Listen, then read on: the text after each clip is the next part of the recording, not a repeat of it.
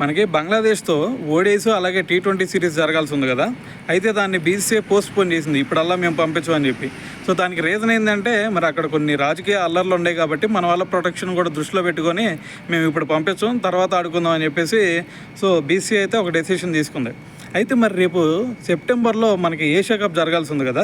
మరి Asia cup వచ్చేసరికి venue మన ఇండియాలోనే జరిగిద్ది.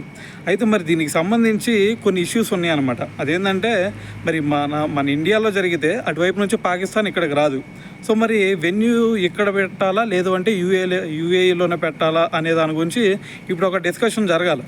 సో మరి ఆ డిస్కషన్ కోసం అని చెప్పి రేపు మనకి జూలై లాస్ట్ వీక్లో ఒక మీటింగ్ అయితే జరగబోతోంది. ఎక్కడ అది బంగ్లాదేశ్ ఢాకాలో.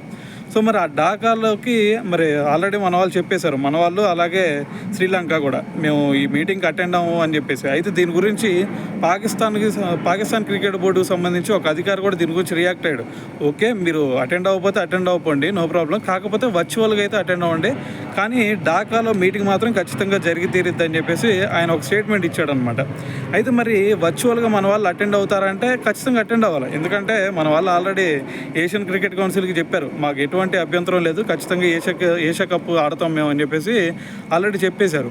అయితే మరి ఈ ఇష్యూస్ని మరి క్లారిఫై చేసుకోవాలి కాబట్టి మరి ఇక్కడ ఇష్యూస్ ఏంటంటే మరి ఇక్కడ వద్దు, బీసీసీఐ ఒకటి అడగాలనుకుంటుందంట, ఇక్కడ మా ఇండియాలో వద్దు యూఏలో పెడదాం మ్యాచెస్ అన్నీ కూడా అని చెప్పేసి బీసీసీఐ అడగబోతుందని చెప్పేసి ఒక న్యూస్ వచ్చిందనమాట.